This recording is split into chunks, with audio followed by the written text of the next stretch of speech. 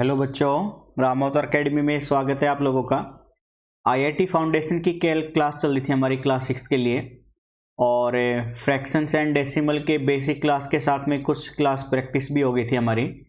आज की क्लास में हम कुछ और प्रैक्टिस क्वेश्चन देखने वाले हैं जो इम्पोर्टेंट है एग्जाम पॉइंट ऑफ व्यू से भी। मतलब आपके ये क्लासेस आपके 6 स्टैंडर्ड के लिए तो बेनिफिशियल है ही, साथ में आईआईटी फाउंडेशन के हिसाब से आपकी प्रैक्टिस बहुत ज़्यादा इनफ हो जाएगी यहाँ पे, है ना। तो उससे क्या है, मैथ कैलकुलेशन थोड़ा स्ट्रॉन्ग बन जाएगा और आगे चल के लाइफ में प्रॉब्लम नहीं आएगी फिर आपको। और यही क्लासेस आपके ओलंपियाड के लिए भी हेल्पफुल रहेगी। ओके, चलिए तो फर्स्ट क्वेश्चन को रीड करते हैं भाई। अब हम आपको बोला गया है मिस्टर परफेक्ट, कोई एक पर्सन है जिसको नाम दे दिया गया है परफेक्ट। वो 54,000 पर मंथ का इनकम करता है, कमाता है। ठीक है, एक महीने का 54,000 रुपये कमा रहा है वो। और उसको आगे बोला गया है he spends 2/15 of his earning on house rent. भाई जितना उसने कमाया ना, उसका 2/15 वाला पार्ट अपने घर के किराए में दे देता है। And 4/9 of his earning on other house hold items. और जो उसकी इनकम थी उसका 4/9 वाला हिस्सा अपने बाकी के घर के और खर्चे में निकाल देता है। जैसे भाई कोई फर्नीचर का हो गया, मेंटेनेंस का हो गया, है ना, किचन में जो सामान आता है उसका खर्चा हो गया। वो 4/9 पार्ट है टोटल इनकम का। उसके बाद जो पैसे बचते हैं वो अपने अकाउंट में रख लेता है, यानी सेव कर लेता है वो। तो सबसे पहले इतनी स्टेटमेंट को सोल्व करेंगे। भाई देखो, टोटल इनकम कितनी है उसकी, total income of mister perfect, mister perfect ये थी 54,000 पर मंथ। ठीक है, रुपए में। और हाउस का रेंट जो खर्च कर रहा है वो कितना था, 2/15 पार्ट था। तो भाई कॉस्ट ऑफ हाउस रेंट लिख लो, है ना, या मनी स्पेंड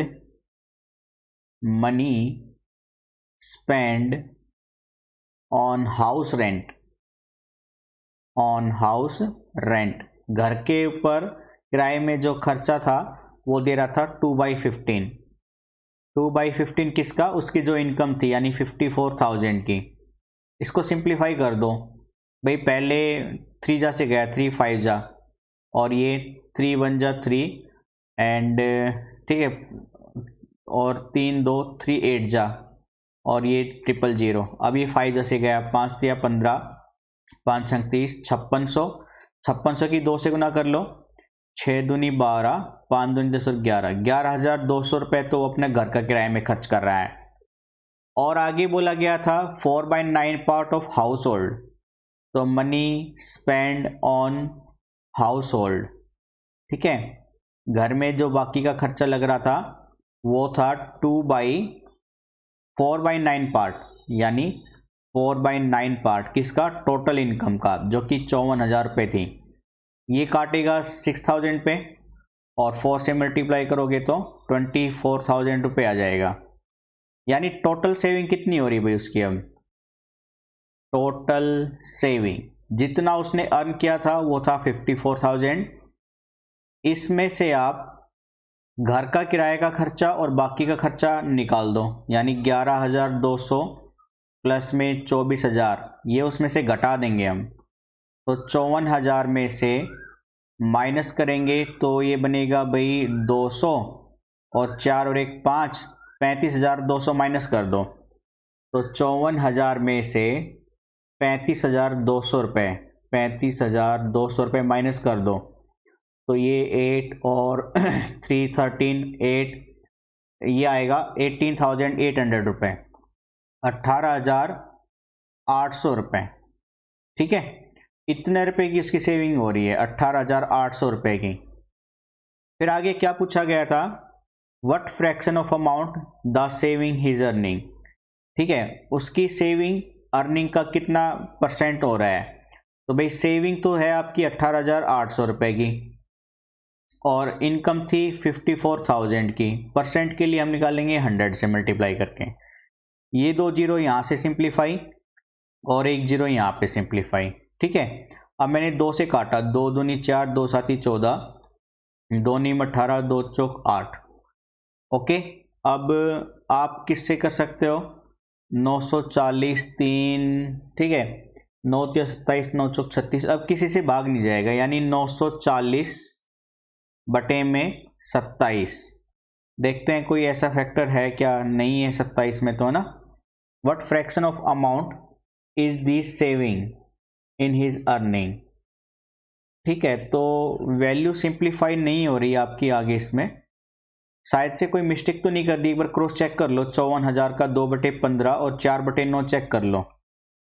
2/15 तो हमने वो काटा था, तो 15 5, ये पहले काटा भाई हमने कितने पे, 3 पे काटा था, 3 5 15, 3 एकम 3 2, 3 8 24, 18,000। फिर 5 पे काटा तो 5 3 15 आना था ये, ठीक है, 5 3 15 और 6 3600 आता भाई ये, और 3600 की 2 से मल्टीप्लाई करते तो 6 दूनी 12, 7200 रुपये आते भाई यहाँ पे। सॉरी, ठीक है भाई, सॉरी, मैं माफ़ी मांगता हूँ आप लोगों से, आप लोगों ने भी थोड़ा सा कष्ट उठाया होगा। तो 7200 रुपये और 24,000 रुपये, 7200 रुपये और 24,000 रुपये, ठीक है, ये ऐड कराओ, 200 7 4 11 और 31,200 रुपये, यानी 54,000 में से 31,200 रुपये घटाते हम, तो 54,000 में से 31,200 माइनस करने पर वैल्यू बचती है आपकी, 3 में से गया 2, 5 में से 3 गया 2, 22,800 रुपये, ठीक है, यानी ये वैल्यू आती फिर आपकी पूरी वैल्यू, मतलब ये करने पर टोटल सेविंग आ रही होती 22,800 रुपये। अब आपको परसेंटेज के लिए पूछा था, तो ये वैल्यू जो गलत हो गई थी हमारी, इसको कट कर रहे हैं हम, यानी 22,800 अपॉन में 54,000 भाई, 2 जीरो से 2 जीरो कैंसिल, ठीक है। अब सिंप्लीफाई कर दो, 2 से कर देते हैं हम, 8 2 10 2 12, 3 से भी कर सकते हो, 3 एकम 3 2 180, 3 7 21, 3 6 18, ठीक है। अब 2 से कर दिया, 90 पे गया, 2 3 6 2 8 16, फिर से 2 पे कर दिया, 19 गया, 45 पे गया, 19 बटे में 45, ठीक है, 19/45, जो कि ऑप्शन ए बिल्कुल करेक्ट है। तो जल्दबाजी में वहाँ पे कैलकुलेशन मिस्टेक हो गई थी, उसके लिए मैं आप लोगों से माफ़ी मांगता हूँ। ओके, थोड़ा सा फोकस नहीं रहा वहाँ पे, सॉरी। चलिए कोई बात नहीं भाई, ठीक है, हो जाती है कभी कभी मिस्टेक। तो अब आप अगला क्वेश्चन रीड कीजिए। आपको बोला गया कॉस्ट ऑफ 1 डजन ऑरेंज, भाई 1 दर्जन ऑरेंज यानी 12 ऑरेंज की कॉस्ट है 43 रेज 1/2 rupees. Find the cost of 2 रेज 1/3, 2 सही 1/3 दर्जन की ऑरेंज की कीमत बतानी है आपकी, दर्जन में वो भी। तो मैं एक बार पेपर को रफ कर लेता हूँ, आप एक बार क्वेश्चन को प्रोसीड कीजिएगा रफ कॉपी के अंदर। देखिए कई बार क्या होता है कि जैसे आपके सामने ही अभी है भाई, टीचर से भी मिस्टेक हो जाती है, जैसे मैं बस थोड़ा सा जल्दबाजी में कोशिश कर रहा था करने की, उस केस में मल्टीप्लिकेशन में और डिवीजन में थोड़ी बहुत प्रॉब्लम हो गई मुझसे। ऐसे ही केस में आप लोगों से भी होती है। तो क्या है कि बस टीचर से कम गलतियां होने के कारण ये होता है कि टीचर की प्रैक्टिस बहुत ज़्यादा हो चुकी होती है, आप लोगों से ज़्यादा मिस्टेक होती है, तो उसके कारण ये है कि अभी प्रैक्टिस उतनी एनफ हुई नहीं है, ठीक है। तो प्रैक्टिस करनी ही पड़ेगी, आप लोगों को खुद से कदम उठाना ही पड़ेगा बच्चों। तो सबसे बेस्ट मेथड है आप अपनी नोटबुक साथ लेके बैठा करो और पेपर पेन लेके जो भी आपको डाउट आए उसको नोट करो, ताकि आप कमेंट बॉक्स में आप बोल सको, ठीक है। और साथ ही आप लोगों को आइडिया मिले कि क्वेश्चन अटेम्प्ट कैसे करना है और क्वेश्चन अटेम्प्ट करने के समय में किस किस तरह की प्रॉब्लम आपको फेस करने को मिल रही है। समझ में आ रहा है ना क्या कह रहे हैं? उसी के रिगार्डिंग मैं आप लोगों को कह रहा हूं कि आप लोग भी स्टार्ट कीजिएगा क्वेश्चन को। देखिए भाई, आपको बोला गया 1 दर्जन ऑरेंज की कीमत है इतने रुपए, तो कॉस्ट ऑफ 1 डजन ऑरेंज ये है भाई 43 रेज 1/2 रुपए, यानी इन दोनों की मल्टीप्लाई करेंगे और उसमें 1 ऐड करेंगे, तो 3 दूनी 6 86 प्लस में 1 अपॉन में 2, यानी 87 अपॉन में 2 रुपये। एक दर्जन ऑरेंज की कीमत कितनी है? 87 अपॉन में 2 रुपये। आपसे क्या कहा गया है? 2 रेज 1/3 ऑरेंज की कीमत, तो कॉस्ट ऑफ 2 रेज 1 डजन ऑरेंज, ठीक है। 2 रेज 1/3 मतलब 3 2 जा 6, 7/3, 7/3 डजन के लिए। तो एक दर्जन की ये है, तो 7/3 के लिए क्या करेंगे? मल्टीप्लाई कर देंगे, मल्टीप्लाई 7/3, ठीक है। तो 3 से काटा पहले मैंने, 3 दूनी 6, 2 3 नम 27, यानी 29 की 7 से गुना कर दो भाई, 9 7 63, 6 फिर 7 दूनी 14 और 6 20, 203/2।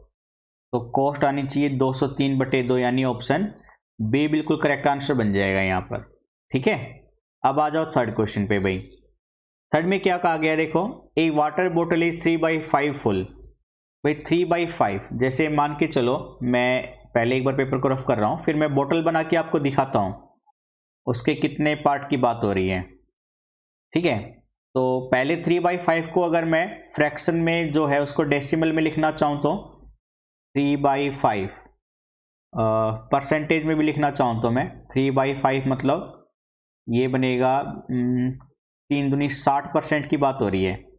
तो कुछ ऐसे देखो भाई, मान के चलो ये है आपकी वाटर बोतल, ओके, ये वाटर बोतल ले ली हमने अब, और इसका हाफ पॉइंट तो ये हो गया, ठीक है। और मैं मान लेता हूँ यहाँ तक ये है 60% तक। 60% मतलब 60/100, मतलब परसेंट को वापस से कन्वर्ट करोगे तो 3/5 पार्ट है ये, 3/5 पार्ट पानी है यहाँ तक भाई अभी, ठीक है। यहाँ तक पानी है आपका मौजूद उसमें, 3/5 पार्ट तक, यानी 60% तक वाटर बोतल के अंदर।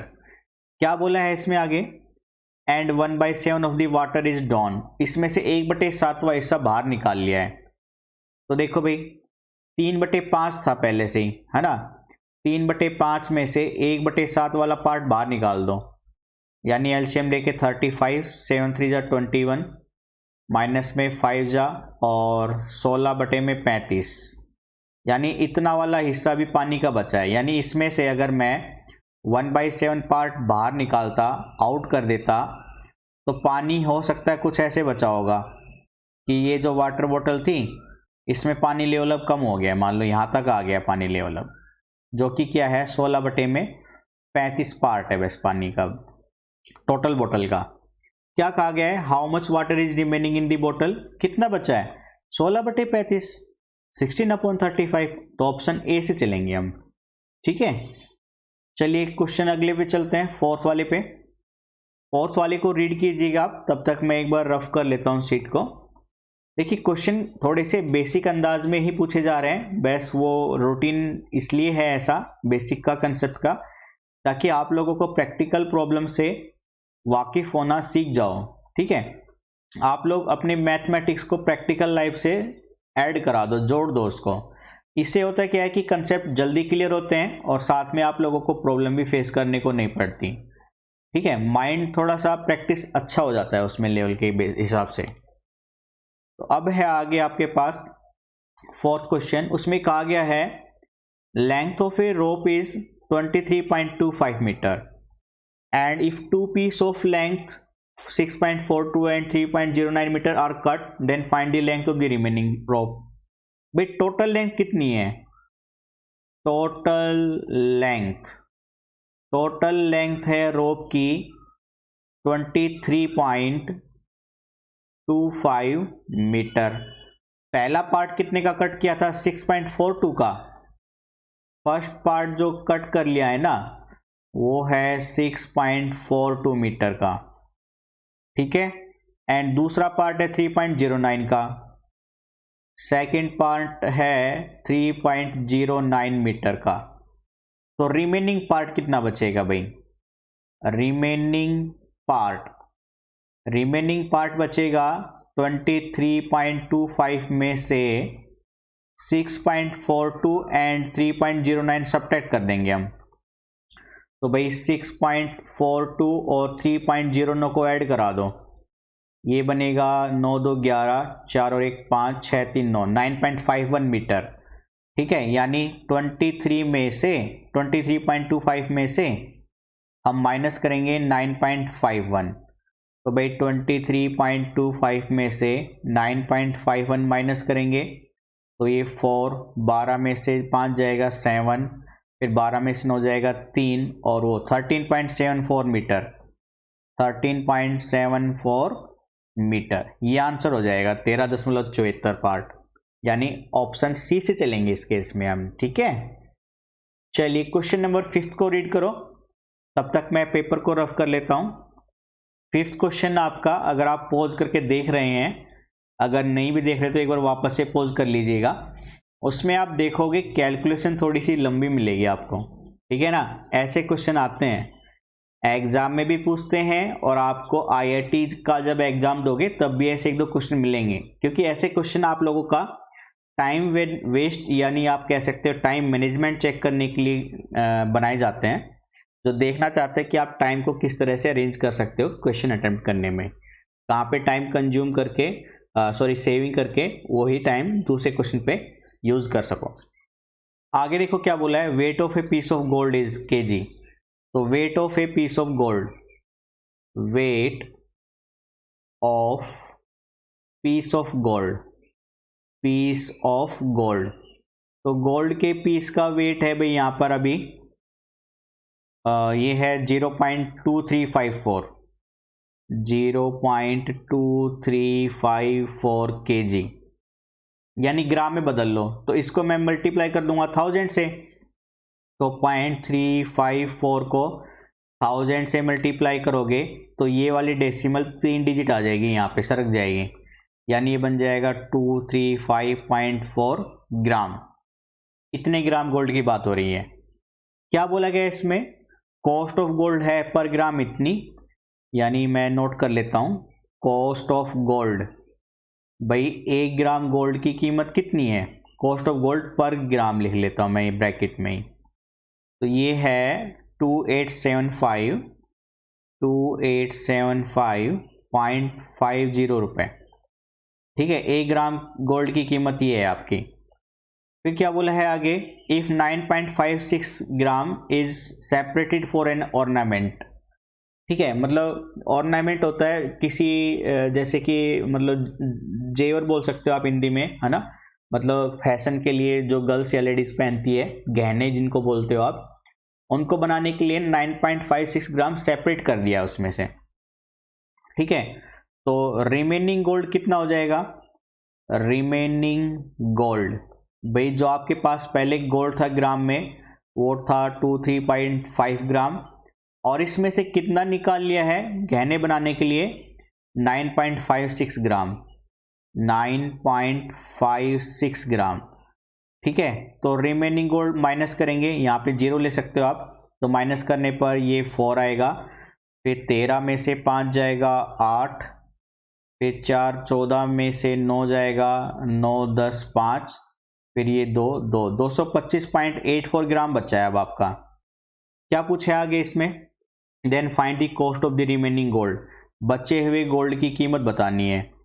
तो cost of remaining gold, cost of remaining gold, ठीक है, जो गोल्ड बचा उसकी कीमत निकाल लेंगे, यानी 225.84 की मल्टीप्लाई कर देंगे हम कॉस्ट से, जो कि थी 2875 रुपये, 2875 रुपये .50, इससे मल्टीप्लाई कर देंगे।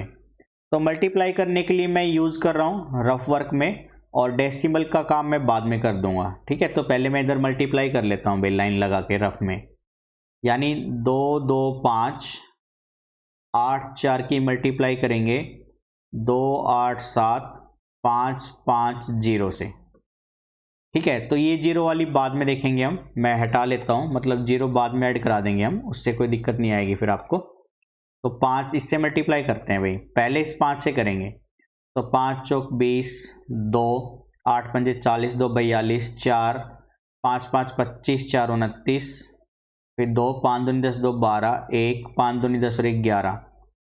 अब वापस से 5 पे जाओगे तो सेम वैल्यू आएगी 0, 2, 9, 2, 1 एंड 1। फिर मैंने 7 से मल्टीप्लाई करूँगा तो ये जाएगा 7 चौक 28, 2 आएगा कैरी, ठीक है।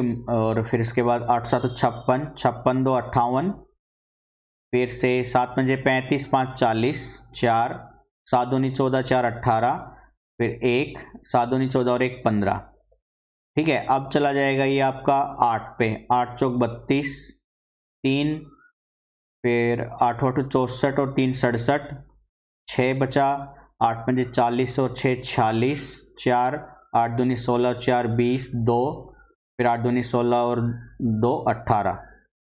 अब ये जाएगा भाई आपका उसमें 2 ही वो लगाया था तो वो सरकाना चाहिए था भाई। एक बार फिर से मैं नोट कर देता हूँ, ये थोड़ा सा हो ही जाती है कभी कभी मिस्टेक, कोई बात नहीं। तो देखो ये मतलब एक बार हो गया था, 2 बार हो गया था, अब तीसरी बार 7 से जब किया था ना आपने, 5 से किया, फिर से 5 से किया, फिर 7 से किया, फिर 8 से जो वैल्यू की थी, 8 से वैल्यू के लिए ऐसे लिखेंगे हम 2, 7, 6, 0, 8 और 1, ठीक है। ये वाली वैल्यू हटा दो, अब हो गया। चलो अब चलते हैं अगली वैल्यू पे, यानी इससे हो गया 1 पे हो गया, इससे हो गया 2 पे हो गया, 3 पे हो गया, 4 पे हो गया। अब 2 से मल्टीप्लाई कर दो तो 1 2 3 4 प्लेस छोड़ के लिखेंगे तो 8 पे गया, फिर 8 दूनी 16, फिर 1, 5 दूनी 10 और 1 11 एंड 2 दूनी 4 और 1 5 एंड 2, ठीक है। तो ऐड कराओ भाई, ये तो आएगा 0 और यहाँ पे ऐड कराओगे तो ये आएगा 2 और यहाँ पे ऐड कराओगे तो 10 9 19 आएगा। फिर ये एक ऐड कराओगे तो 9 और 1 10, 10 2 12, 12 8 20, 2 22, फिर 2 ऐड कराओगे 2 3, 2 5, 5 और 1 0 5, 5 7 12, 12 8 20, 2 आएगा कैरी में, 2 और 1 3, 4, 4 और 8 12, 12 और 6 18, 18 और 6 24, 2 आएगा फिर से, 2 और 1 3, 3 5 8, 8 0 8, 8 और 1 9, फिर 1 और 8 9, 9 और 5 14 एंड फिर 1 और 1 2 और 2 और 2 4, यानी ये गुना आ गई आपकी 4 4 9 4 0 2 9 2 0। दशमलव लगाएंगे, फिर ये 0 वाली भी थी, ये भी लिखेंगे।